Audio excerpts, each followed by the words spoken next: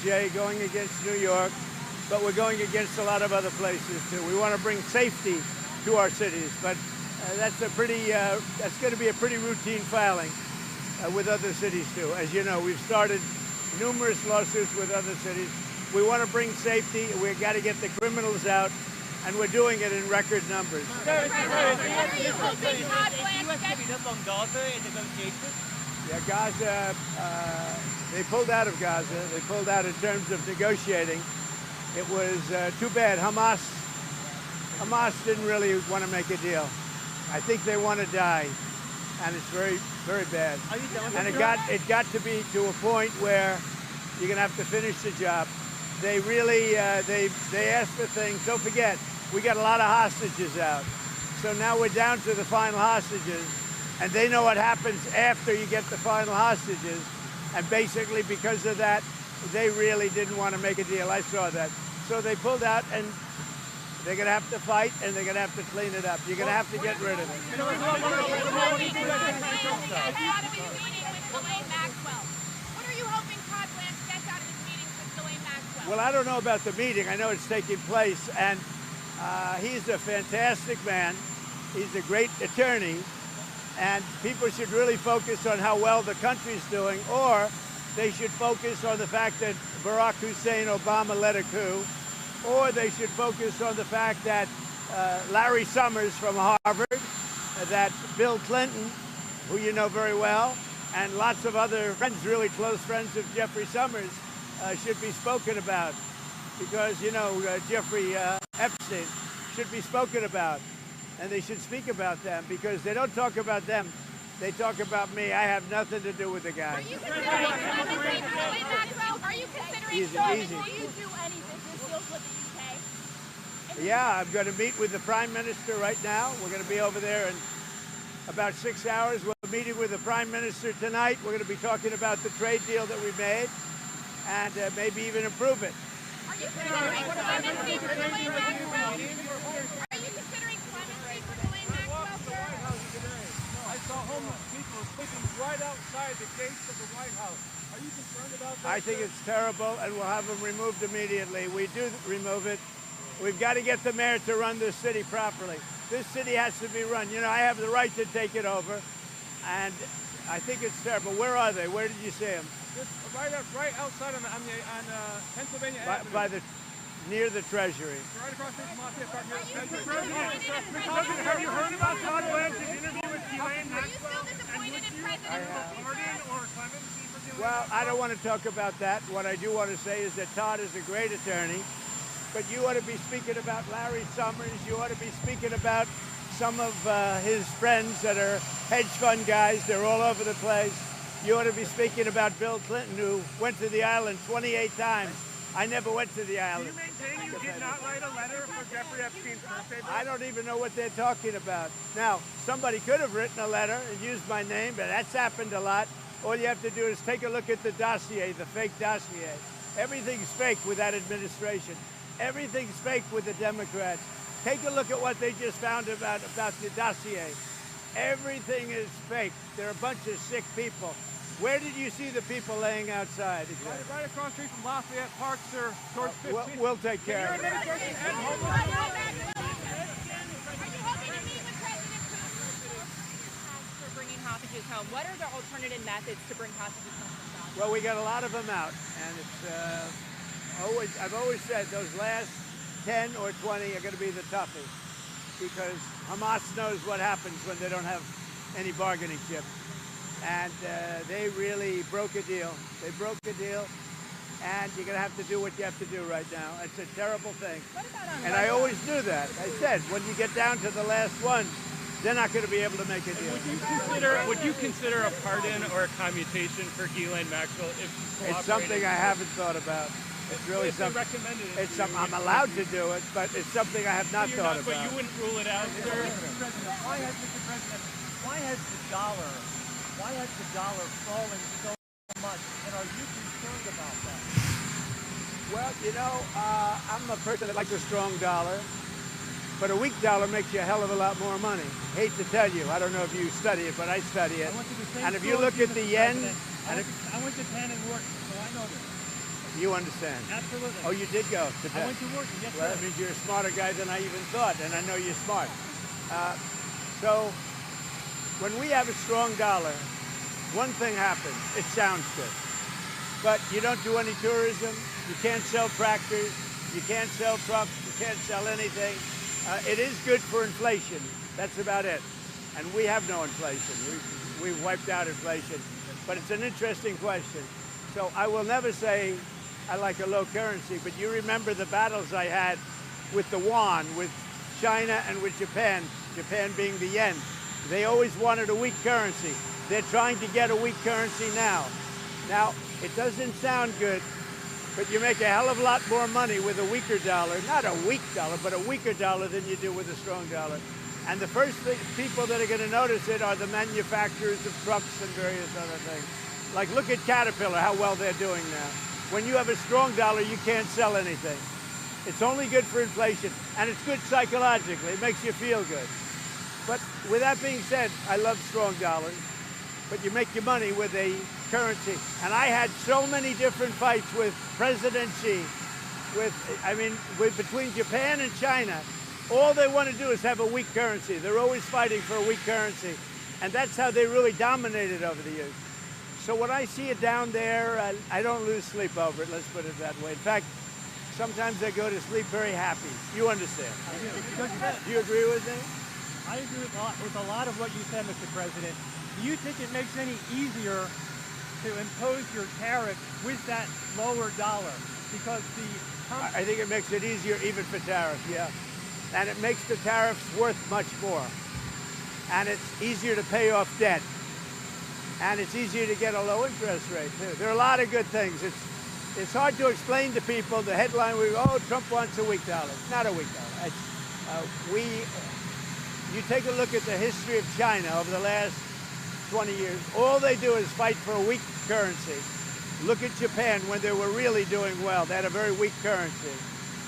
So to me, I just say, thank you very much. It is what it is.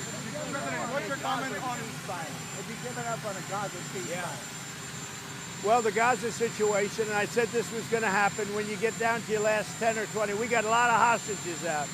We took them out in numbers that nobody believed, a lot of them. And I said, when you get down to 10 or 20, I don't think Hamas is going to make a deal because that means they have no protection. And basically, that's what happened. Hamas didn't want to make a deal. Have you seen that photo? I think what's going to happen is they're going to be hunted down. Have you seen secondary sanctions sooner on Russia? Are you closer today to secondary sanctions? We're looking at that whole situation. It could be that we'll have to put secondary sanctions on there. Sooner than 50 days? Maybe, yeah. You think it's counterproductive? What could be a counterproductive? Who are you with? Who are you with? Scripps News. Oh, good. Counterproductive to France, for France to say that they would recognize the Palestinian state. Macron said that yesterday. Look, he's a different kind of a guy.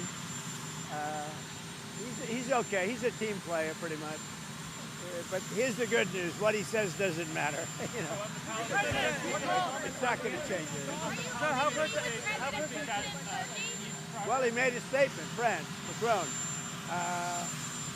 His statement doesn't carry any weight. He's a very good guy. I like him, but that statement doesn't carry weight. How close are you to a trade deal with the EU? I would say that we have a 50-50 chance, maybe less than that, but a 50-50 chance of making a deal with the EU. And it'll be a deal where they have to buy down their tariffs, because they're right now at 30%.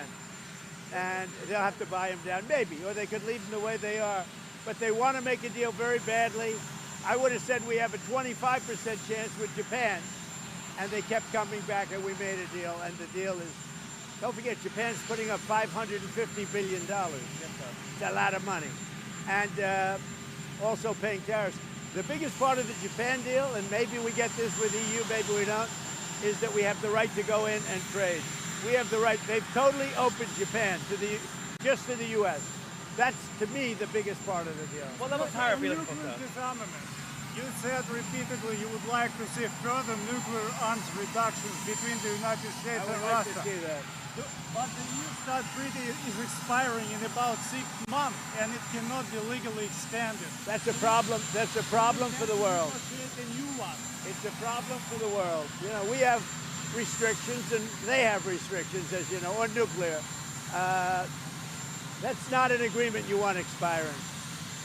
We're starting to work on that, but that is a big problem for the world. When you take off nuclear restrictions, that's a big problem for the world. What level hierarchy, Mr. President?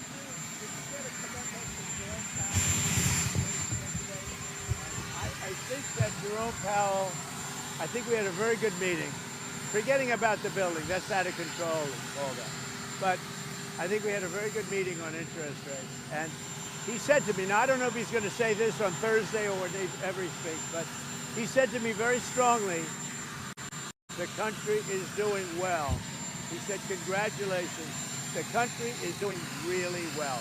And I got that to mean that I think he's going to start recommending lower rates. Because of that How do you conversation? think that the Supreme The Court... country really is doing well. Too. Mr. President, how do you think that... Record business. Did you speak to Wait one Netanyahu? second. Thank you, Mr. President. How do you think that the Supreme Court's ruling that benefited you on presidential immunity would apply to former President Barack Obama and what you're accusing him of doing? It probably helps him a lot. Probably helps him a lot, the immunity ruling. But it doesn't help the people around him at all. But it probably helps him a lot.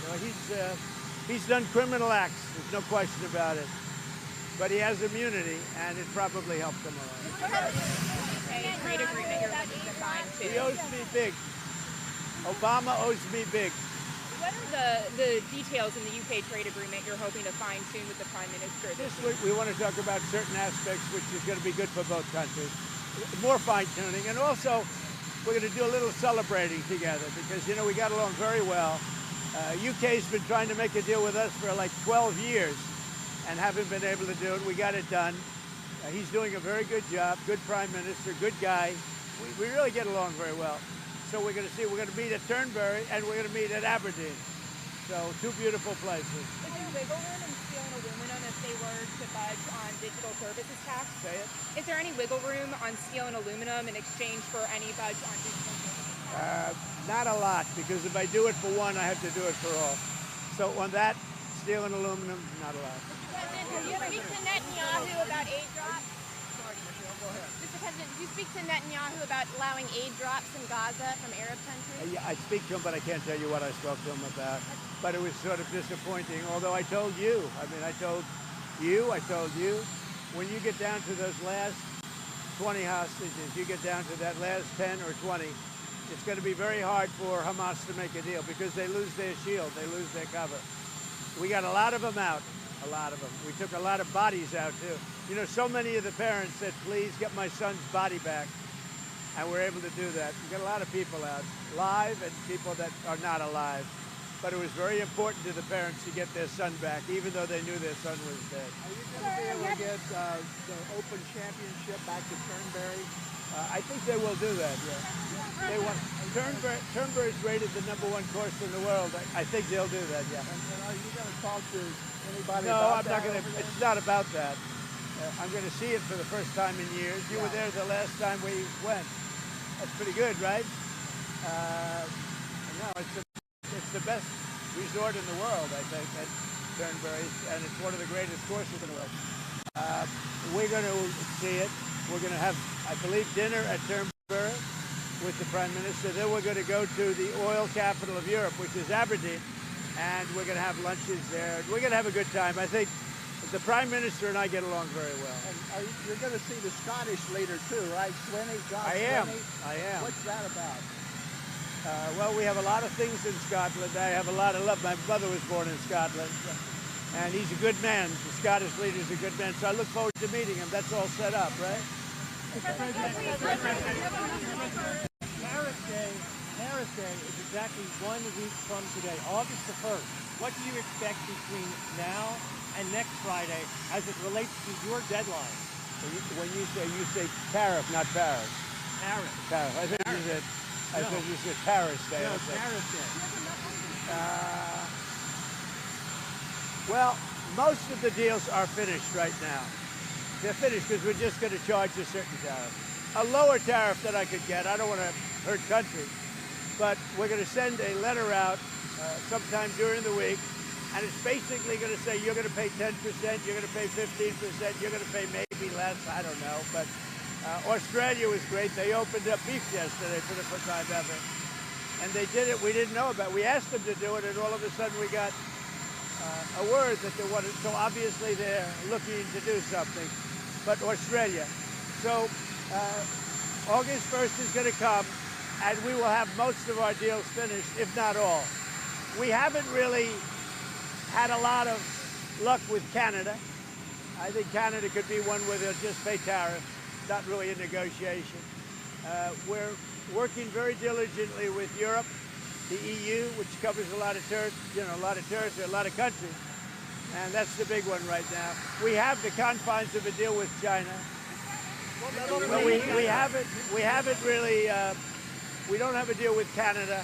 We haven't been focused on it. When you send out those letters, Mr. President, when you send out those letters, you believe that will bring some certainty to the financial markets because then they will know. No, when those letters go out, they're a page and a half. That means they have a deal. It's done. They pay that tariff. And that is a contract, essentially. And they can come into the country. They're going to pay a tariff.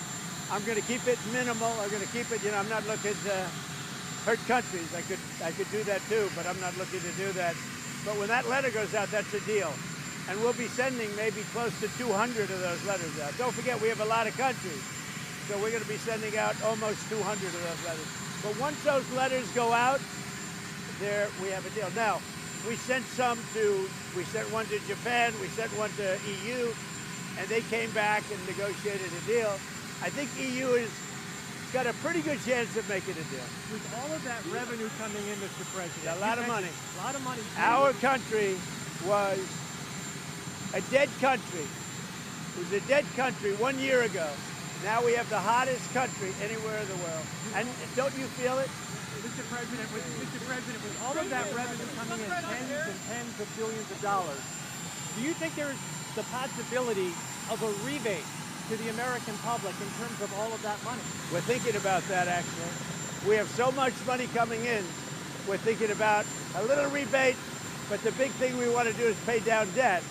But we're thinking about a rebate. That's a very good question. You just made a lot of news.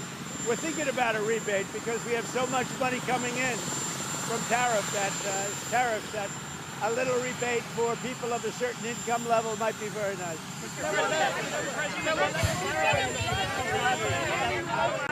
Humanitarian aid into Gaza. Do you think Israel is allowing enough humanitarian?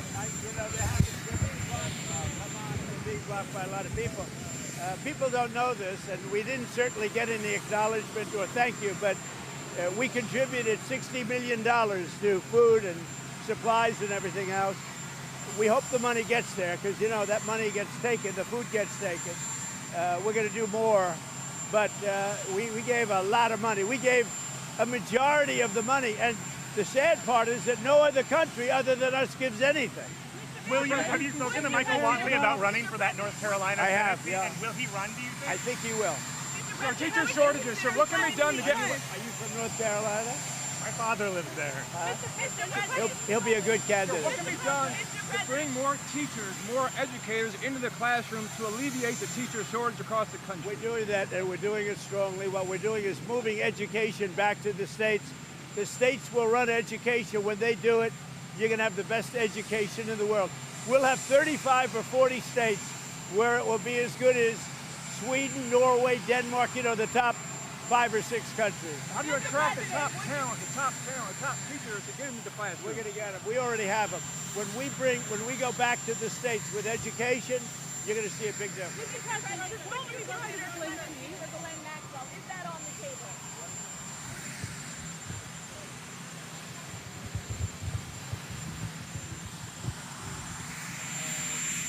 Interview going on. Todd Blanche is a great gentleman. He's a great man. Who's a great lawyer. He's got a great heart. But he's over there now. I don't know exactly what's happening. but I certainly can't talk about pardons. Can now. you trust what she's telling him? She's a convicted trafficker who's eager to get out of prison. Well, you know, he's a professional lawyer. I think he's been through things like this before. But, you know, you should focus on Clinton. You should focus on the president of Harvard, the former president of Harvard. You should focus on some of the hedge fund guys. I'll give you a list. These guys lived with Jeffrey Epstein. I sure as hell didn't. Thank you very much. Mr. President, should not be part of the question.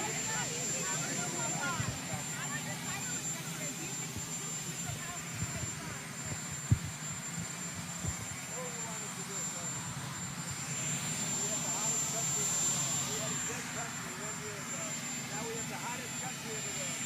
All I want him to do is lower interest rates because that'll take care of the housing. The housing is a little bit slower than everything else.